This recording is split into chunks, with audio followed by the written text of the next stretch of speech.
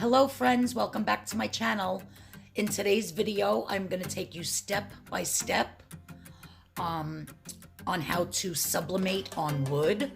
It was my first time and it actually came out pretty good. I'm happy with the results. Hello everyone, welcome back to my channel. It's Arlene. I hope everybody's doing well. In today's video, I am going to attempt to sublimate on a piece of wood. Now these, I had purchased a whole case of them, so I do have a lot of them. I have maybe 5 or 6 left. There was like 12 in a case, and when I was making my soaps and selling them, I would wrap 4 different individual soaps and put it in here and then shrink wrap it with my shrink wrapper and tie it with a bow, and it made a beautiful gift set of soaps, 4 soaps in a gift set. But I'm going to turn it around this way and use it as a, like a wall hanging. So I'll probably take these out after I put the press on it, because this is actually keeping it sturdy. If I can get it back in here now. Oh, that don't matter. I could take that one out. I still have one to reinforce it. But, you could just put a nail in the wall and then hang it like that. So the first step in doing this, from what I understand, like I said, it's my first time doing this. I have my home decor chalk paint. And I have a piece of butcher paper down here so that I protect my table here. And I'm just gonna paint this whole entire top surface. I could always paint around the edges later on after I sublimate on it.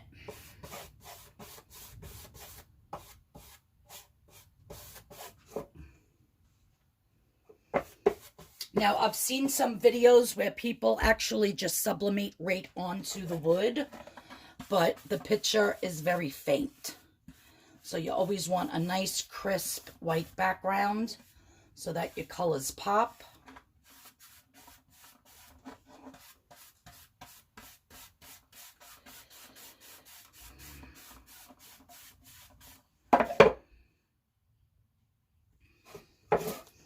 Also, in today's video, I'm going to be making a puzzle. I have these sublimation puzzles in the shape of a heart. So I'm going to attempt to make one of those.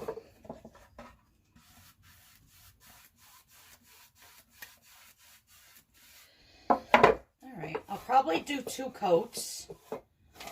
So I'm just going to let this dry. Like I said, I'll paint the outsides after I sublimate on it. I could, do whatever I want to it then. So I'm going to let this dry. Chalk paint, unlike acrylic paint, it dries super, super, super fast. Like really fast. So this should be drying about 15 minutes. I'm going to do a second coat, and then we're going to do 1 thin coat of this polyurethane. Now, I've seen people use the PolyCrylic, but they did not have that, so I picked up this, so I do not know how this is going to work. So if you want to see how this project is going to come out, stay tuned. Okay, so I did do another full coat, and it's already dried. Came out nice and white. This is the image.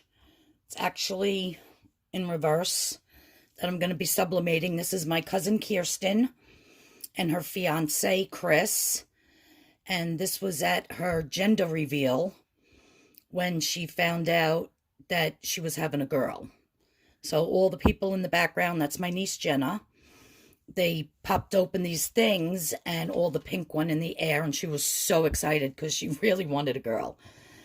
Now, I know the image looks very dull, but that's actually the colors. I did have this picture on my phone, which I just put into my Cricut machine and then printed it out mirror image, because when you sublimate, you're going to be putting it down and then you want it to be, you know, the right way, especially if you have lettering. Always remember to do mirror image. So I'll show you how I actually design my own stuff in Cricut Design Space or Canva, but that will be a different video. But for now, what I'm going to do now is I am just going to take my foam brush, a nice clean brand new foam brush, and I have this polyurethane. And I hope this works, because every other video I've seen, they've only used the PolyCrylic. So I don't know if there's a difference, but we shall see. And also, when they sublimate on the wood, like the paper, it sticks to it. It doesn't peel right off, so they have to take it off with water. So I have a feeling that that's definitely going to happen, but we'll see. So I'm just going to do a nice thin coat and make sure it gets all over the whole entire piece of wood.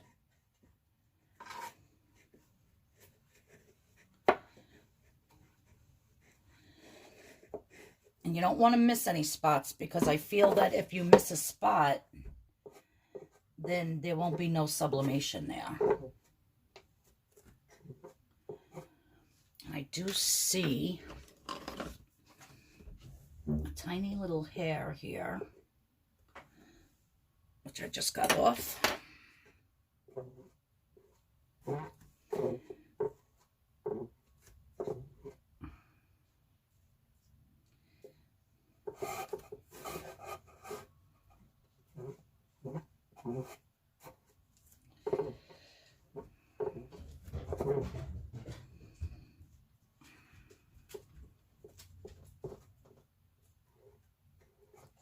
What are you up to, Chevy? Besides wreaking havoc. Up and down and up and down and, I don't know, grabbing stuff out of the garbage, and he's just being very bad. All right, so I'm just going to leave that be. Now this I'm going to let thoroughly dry. I don't know how long this takes to dry, but I'm going to leave it dry at least an hour. And then we'll come back and we'll sublimate and see how this turns out. I'm very excited, you guys. All right, so while I'm waiting for that polyurethane to dry, when you print out on the Cricut machine, you get these registration lines, because you can't just print from your Cricut Design Space. You have to print and cut. And so I just printed it, but now I'm not going to cut it, so I canceled the cut part. So when you have it in the Cricut machine, it reads these black lines. It goes back and forth, and that's how it knows where to cut. So I'm going to cut these black lines off, because I do not want that to be transferred onto my wood. I only want the picture in the center. So it's very important that if you're doing this from Cricut Design Space, that you want to take off those registration lines. And I know it looks very dull, the picture, but if you look over here, let me see if I can zoom in. That's actually the picture. Now it is mirror imaged.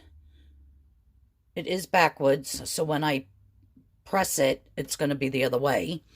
But that's the vibrant colors. But when you print it out, it's very dull. Let me bring this back in. But it should look, you know, like the normal color. So I'm just gonna cut this.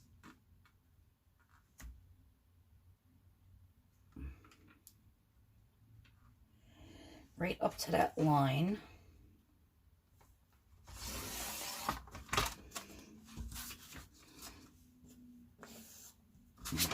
And get those registration marks off.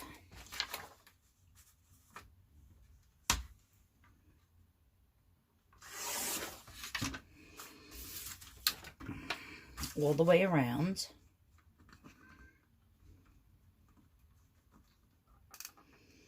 put Chevy outside because he's being a little brat today. And he's into everything. And it's freezing out. So, as soon as I get done with this, I'll be letting him in. But he's being a little brat today. And he's into everything. And he's into the bathroom garbages. And he's chewing up my husband's work boots. And he's just not being good. All right, so now that I have my image cut out, I'm going to grab another piece of wood just to make sure it fits. Otherwise, I'm going to have to print another one. And as you can see, it will fit on it. Now, I could do it all the way to the end and put a saying down here, like congratulations or something. Or I could just put it right in the middle, and then I'll have the white around the edge, which I think that's what I'll do. So it'll kind of look like that, but with white around it. And, yeah. So the next step is going to be actually doing the press. And like I said, I just want to make sure that that polyurethane is 100% dried. All right, guys. So I'm going to heat up my heat press. So what I'm going to do, and this is the Better Sub heat press, is I'm going to hit OK, and then it goes to P1. So now I want to set this at 380 degrees, hit OK, and do it for 75 seconds. Ooh. Hit OK.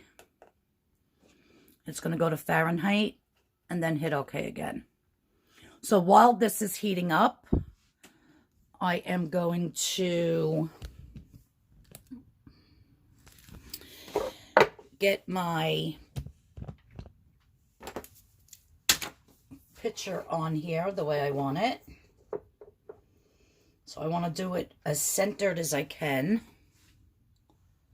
There's my tape. And you want to secure, whenever you're doing a shirt or anything, you always want to secure your image down with some tape so that it doesn't shift. That's what I see everybody doing. So, of course, that's what I'm going to do. And because if it does shift, it looks like your image is like bleeding out, and they call that ghosting. So you do not want that. So I'm going to take my first piece of tape. I just want to make sure that this is nice and straight.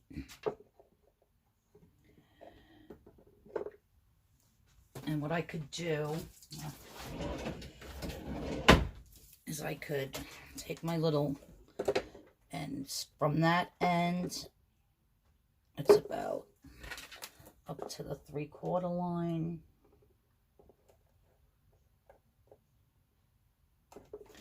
So it needs to be over a little bit more.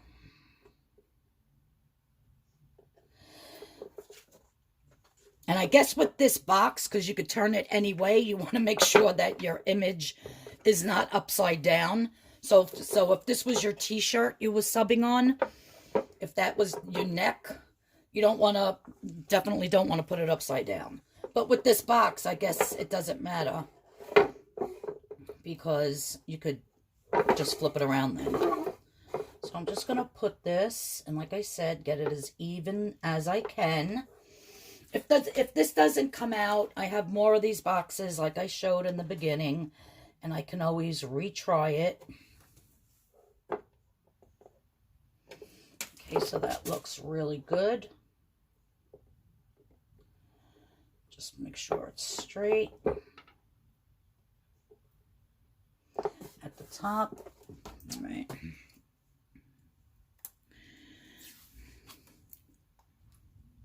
I'm just going to take a piece of tape. See, that's my problem. I could never get things straight. Like, what looks straight to me sometimes is not. So I'm going to put a piece of tape there. A piece of tape on the bottom.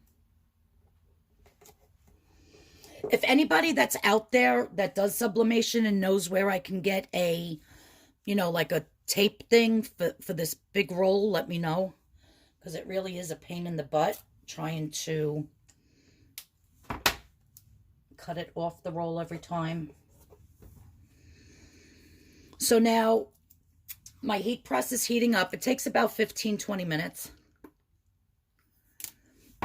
Again, 380 for 75 seconds. We're going to see how that works. If not, I might have to do another one, maybe put the heat up a little bit, maybe less time pressing. So I'm just going by what other people on the internet, other videos that I had seen, what they press on their wood was 380 for 75 seconds. So we'll wait for the heat press to heat up and then we'll press. I'm so nervous, you guys. So I was just looking for something in like this junk drawer that I have up here.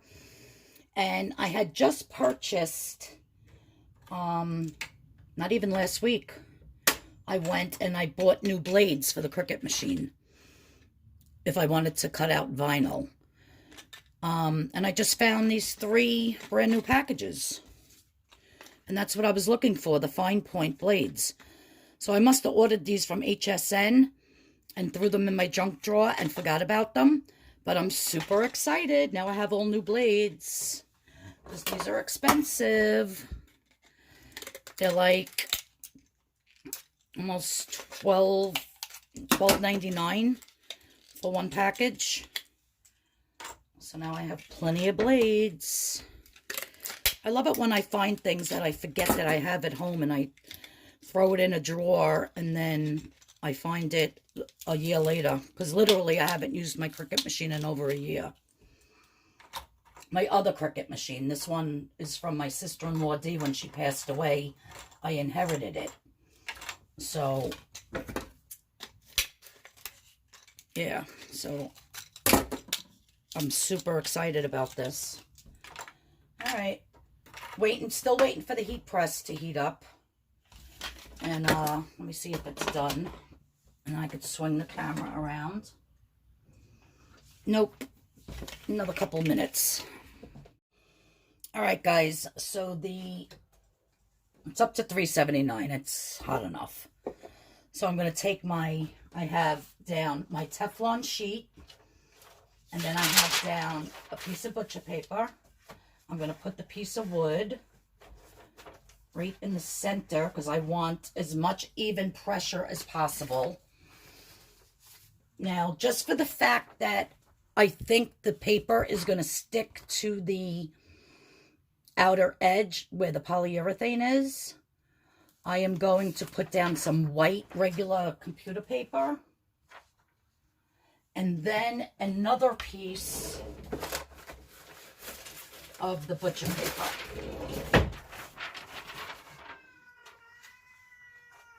Knock it off. Now I'm going to swing it over. Now I want medium pressure. I don't want it. I hope you can see what I'm doing. I'm trying to stay out of the video because I'm not even really dressed. As usual. Let me see if that...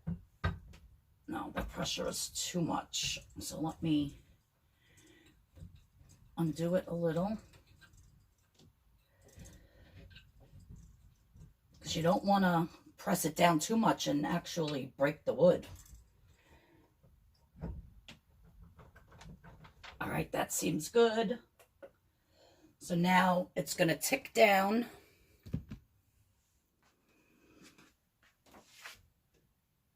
The 75 seconds. And as soon as it's done, I will lift it up and we will see what we got. Guys, I'm so freaking excited. I hope this works. And if it doesn't, I'm just going to keep doing it.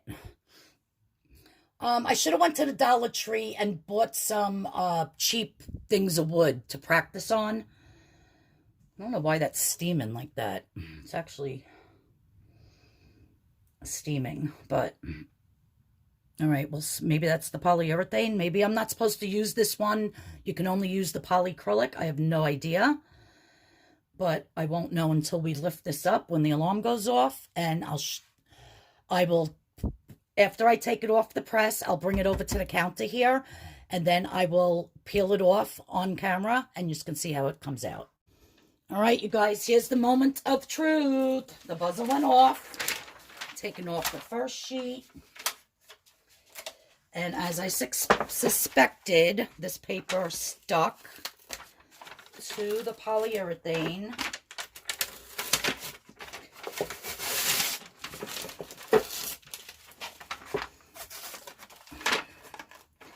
Now, they did say to have water.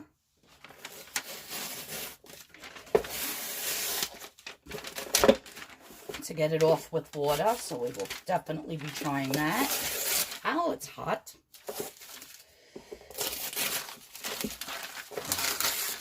Maybe a little less pressure. Let me turn off this heat press. And you never want to reuse your butcher paper, because it could, the ink can bleed onto it, and then your next project it'll go onto. So I just save it in a bottom drawer down here for my packing material for eBay and that. Oh my God, Sparky. This cat. I want to get the tape up. And if this doesn't come off, I'm just going to wet it with the water, and the water should bring it right up, because that's what it did for the guy that I was watching on YouTube. I forget his name.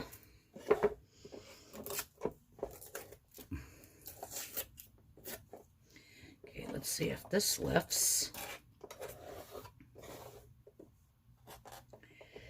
Oh, we're going to have to do water. Hold on and let me get water. I'll be right back. Okay, I'm back with some water. Let me just get that in the garbage. Okay. And let's just start wetting this.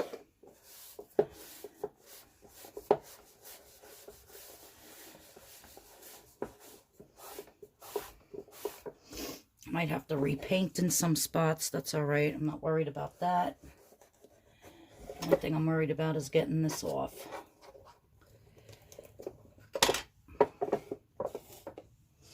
All right, see, so when you wet it,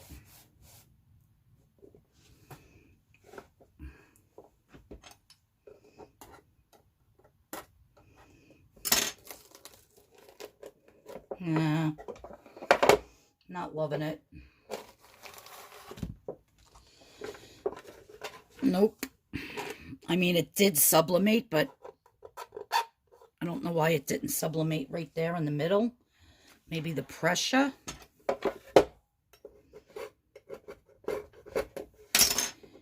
Don't know. Unless that's paper. Well, maybe that's paper.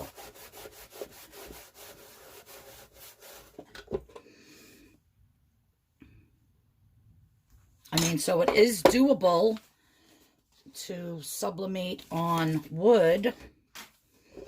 Of course, it's not as vibrant as if you have it on a shirt. Yeah, but I would still put another coat of varnish over this. And not too bad, I don't think, actually.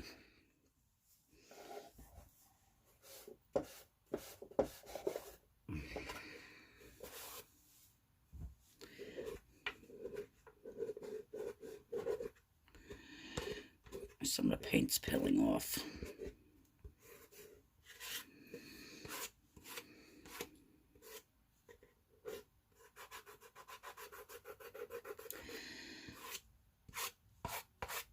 Yeah, I don't think it looks that bad. What do you guys think?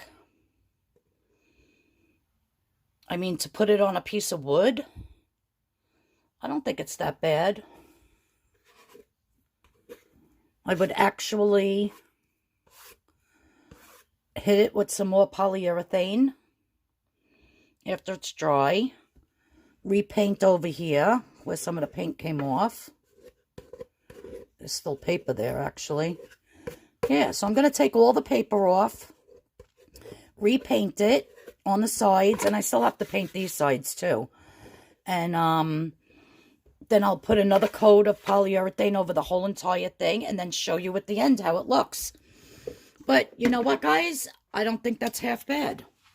For sublimating on wood, that, you know, yeah, I kind of think it's cool. I was going to do the puzzle as well right now, but I do have to run out to the store and start dinner and stuff. So, and I don't want this video to be too long. So I'm going to end this video here, and tomorrow I will do the test on sublimating on the heart. And I got these from Amazon. And these wooden boxes are from papermart.com. So yeah, so that's my little test for sublimating on wood. Not too bad. I'll show you the final product when I'm done painting around it. Like I said, one more coat of polyurethane. And yeah, I'll still give this to her. She can hang in the baby's room. Not too shabby. All right, thanks, guys. If you're new to my channel, please hit that subscribe button. Please hit the notification bell so you know when I have another video coming up. And yeah, thanks for tuning in and watching my little my little experiment on wood with sublimation. All right, thanks, guys. I love you all. Have a blessed day, and I'll see you all in the next video. Bye-bye. So overall, I'm very happy with the way it came out. I actually ended up doing another one with a sunflower that says, "Always bring your own sunshine," which I think came out adorable as well. So yeah, you can sublimate on wood, guys.